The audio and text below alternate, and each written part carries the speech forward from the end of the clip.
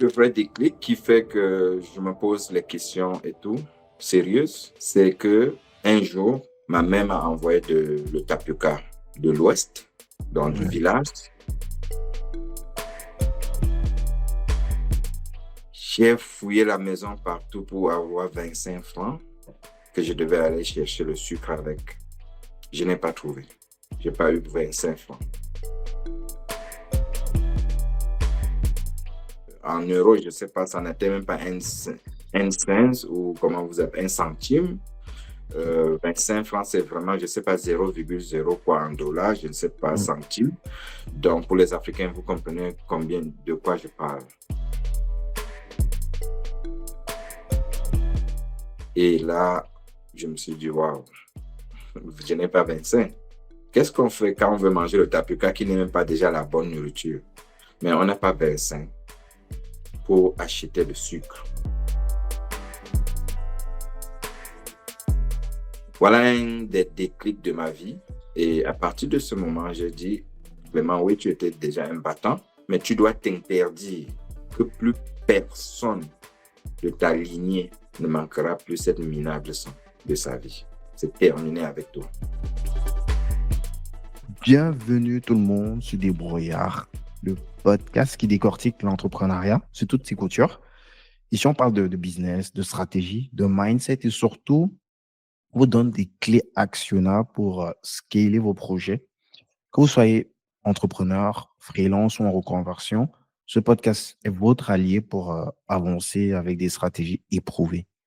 Aujourd'hui, j'ai l'honneur de recevoir un entrepreneur que je connais personnellement, avec qui j'ai déjà eu à collaborer. Son histoire est une vraie leçon de détermination, de stratégie et de persévérance. Il est originaire du Cameroun, comme moi, et il s'est bâti une solide réputation au Canada dans le domaine de l'entrepreneuriat. Il est aujourd'hui à la tête de plusieurs structures dans l'industrie de la logistique, avec des camions entre le Canada, les États-Unis. Il va nous en parler plus en détail dans les prochaines minutes. Aussi, un groupe, une entreprise, Cicati, tu vas nous en parler un petit peu. Je sais que c'est une structure avec laquelle tu fais de l'entretien paysager, de la logistique aussi. En tout cas, tu vas nous donner les détails. Et en parallèle, tu partages tes apprentissages, tes réflexions surtout sur la réussite, la motivation. Tu es allé même jusqu'à te former auprès de certaines institutions avec des certifications dont tu vas me parler aussi tout à l'heure. Déjà, bienvenue, mon cher Clément Hoguet. Merci Guy, merci. J'espère que tu vas bien. Je vais super bien. Je suis trop content qu'on puisse enfin se parler parce que ça fait longtemps qu'on essaie de scheduler cette rencontre et puis c'est Ouais, pas du tout ouais, évident. ouais. Donc, Clément, ma première question, pour ceux qui ne te connaissent pas, est-ce que tu peux te présenter succinctement? Oui, merci Guy de m'avoir donné cette opportunité de m'exprimer devant notre communauté. Mon nom, c'est Clément Foguet. Je suis, comme tu l'as présenté tout à l'heure, d'origine camerounaise, basé au Canada. Euh, c'est un jeune homme né au début des années 70. Qu'est-ce qu'il fait dans la vie? Comme le nom de ta chaîne, c'est un débrouillard. Ce qu'il voit, il fait. Ce qu'il ne voit pas, il ne fait pas. Comme disait un célèbre comédien chez nous au Cameroun, de regretter mémoire Jean-Michel Kankampe à son âme. Donc, même pour circonscrire selon l'actualité, Clément Foguet, c'est quelqu'un qui est là pour trouver des solutions aux problèmes que créent la nature et les hommes. C'est un entrepreneur. Clément, on se le dit souvent. Moi, je suis très admiratif de ton parcours et de ce que tu fais, que tu as fait, et surtout du fait que tu n'étais pas forcément prédestiné à ce parcours-là. Et pour que ce soit plus imagé pour les gens, moi, je te propose vraiment on va pas aller dans le vif du sujet sur ce que tu fais. On va traiter tout ça, les différentes activités sur lesquelles tu es impliqué. Je voudrais qu'on commence par la base, par tes origines, d'où tu viens, Comment est-ce que tu en es arrivé là? Peut-être on peut commencer par ton enfance, tes origines. Tu as dit que tu viens du Cameroun. Tu nous en dis un petit peu plus. Tu as grandi dans quoi comme famille? Une famille d'entrepreneurs et quelles étaient tes ambitions au départ? D'où est-ce que tu pars, justement? D'accord. Oui, comme je l'ai dit, je suis né au début des années 70 et là, c'était dans mon ouest natal, Cameroun. Donc, c'est la région de l'ouest Cameroun. Euh, pour parler de mon enfance, oui, c'est justement maintenant, quand je lis l'histoire des autres personnes, quand j'écoute, que je comprends que mon histoire, mon enfance était un peu douloureuse, mais sinon, quand on vit ça, quand on vit, on ne se rend pas compte et tout. C'est quand on commence à faire des comparaisons et tout, qu'on se dit, ah ben tiens. Donc, très jeune, autour de 3 4 ans, je quitte mes parents. Donc, mes parents m'envoient vivre chez ma grand-mère, la mère de ma mère.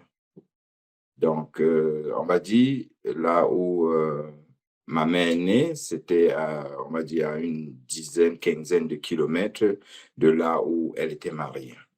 Mhm, Donc, on m'a donc envoyé vivre avec sa maman. mhm, Je suis arrivé là très jeune. J'ai juste une petite idée de qui était exactement ma grand-mère. Pourquoi? Parce que à peine arrivé là, il y a une situation tragique qui arrive. Un soir, comme ça, elle a fait le couscous. On devait partager. Elle a donc porté pour son mari, qui était mon grand-père, le père à ma mère. Elle a pris pour son mari pour aller lui donner, donc, déjà pour montrer un peu comment les cases sont bâties chez nous, dans l'Ouest Cameroun. Donc, les parents, ils ont généralement plusieurs femmes et leur case, la case mhm. de papa ou bien du Au mari milieu, ouais. est généralement au milieu. Il a à gauche, c'est peut-être sa première épouse, à droite sa deuxième, derrière sa quatrième, etc., etc. Donc, elle sort ce soir-là autour de 19 heures pour aller remettre la nourriture de son mari puisqu'elle venait de faire le couscous. Juste à quelque part, après être sortie, elle est mordue par un serpent. Et ce couscous, nous ne l'avons jamais mangé. Donc, elle commence à crier, le serpent m'a mordu. Nous sortons de la maison. Il y a ma sœur aînée à l'époque, nous étions ensemble, maman Elise à qui je dis un coucou. Donc, on était ensemble à la maison ce soir-là à Troyes. Donc, c'est comme ça que ma grand-mère, un temps de mouvement, on n'a pas fait le garrot. Comme je le dis, j'étais dans les 3 et demi, 4 ans, mais j'ai encore l'image jusqu'à cet âge de ce qui s'était passé. Je vois sa coépouse en train euh, d'essayer de couper là où le serpent a mordu avec la lame de rasoir, zéro Mhm, garrot. On n'a pas fait de garrot, rien, rien. mhm. J'imagine que c'est comme ça qu'au fur et à mesure, le temps passait et ma Et vous en grand-mère, remontez. elle est morte devant moi finalement, ce Et soir-là. même soir, ça pas. Non, non, ça pas, le même soir, elle est partie. Donc, pour faire ça court, côté ma grand-mère, voilà le premier événement qui vient comme un choc pour un enfant. Donc, voilà ma grand-mère chez qui on m'a envoyé. Je devais vivre avec elle. Elle est partie. N'est plus. Mon grand-père, étant aussi âgé, je ne peux pas le laisser là. Donc, je me rabats maintenant dans la case du grand-père. Parce que moi, j'étais dans la case de ma grand-mère de son côté. Maintenant qu'elle n'est plus là, je vais dans la case du grand-père. Et à cette époque, mon grand-père avait combien de femmes? J'ai connu combien? J'ai connu 3, c'est-à-dire ma grand-mère et ses 2 coépouses. Les 2 autres grand-mères, je ne les ai pas connues. Je suis arrivé dans la concession quand elles étaient déjà mortes. Donc, j'ai connu les 3. Ma grand-mère étant partie, il restait 2. Mhm. Je suis donc resté dans la famille, euh, plus précisément avec mon grand-père. Et c'est comme ça que, à un certain moment, l'autre coépouse de ma grand-mère qui essayait de sauver ma grand-mère cette nuit-là, elle tombe malade. elle avait une blessure sur sa cheville, tellement on avait négligé que ça l'a affectée et finalement, elle a été paralysée complètement, complètement d'un côté. Elle ne pouvait plus marcher, elle ne pouvait plus rien faire. Moi, étant le tout petit garçon dans la concession, euh, je me suis retrouvé en train de m'occuper de cette grand-mère, euh, avec tout ce que ça comporte. Et c'est avec le recul aujourd'hui que je comprends un certain nombre de choses, puisqu'il y a la connexion humaine. Certaines de mes bénédictions même, j'essaie de voir que peut-être ça, d'autres viennent même à partir de là, parce que je faisais certaines choses naïvement comme ça à l'époque. Je vois Mhm. aussi que certains sens de responsabilité que j'ai aujourd'hui viennent depuis ce bas âge, parce que je devais m'occuper d'une grand-mère, tout, la laver, prendre Ah ouais, à ses ce besoins. point. Oui, oui, oui, oui, prendre ses Elle besoins. n'avait pas eu d'enfant qui venait. Elle avait eu d'enfants, je ne sais pas Comme comment on personne peut. n'est là, ils sont toujours loin. Voilà, ils sont Ouais, même toujours s'ils font loin. c'est pas la même chose quand tu n'es pas sur place, en Non, fait. non, non, puisque je suis là tous les jours, matin, Ouais, midi, soir, je suis là tous les jours, vraiment. Tu vois? incroyable. Oui, donc je me suis retrouvé, je devais prendre ses besoins, que ce soit les plus directs ou bien les indirects, et tout. C'est moi qui devais le faire. Là, tu as quel âge? C'est incroyable comment c'est possible Bon, qu'à ton âge, tu puisses faire ça. bon, c'est justement ce que je te dis, Guy, que peut-être aujourd'hui, avec un peu de recul, je vois que peut-être c'est même à partir de là, la compassion, tu vois. Mhm. Voir une maman qui ne peut pas bouger, c'est moi qui dois, tout, en fait, tout, c'est moi qui dois faire. Si on a fait un peu à manger, c'est moi qui dois apporter par derrière, lui donner.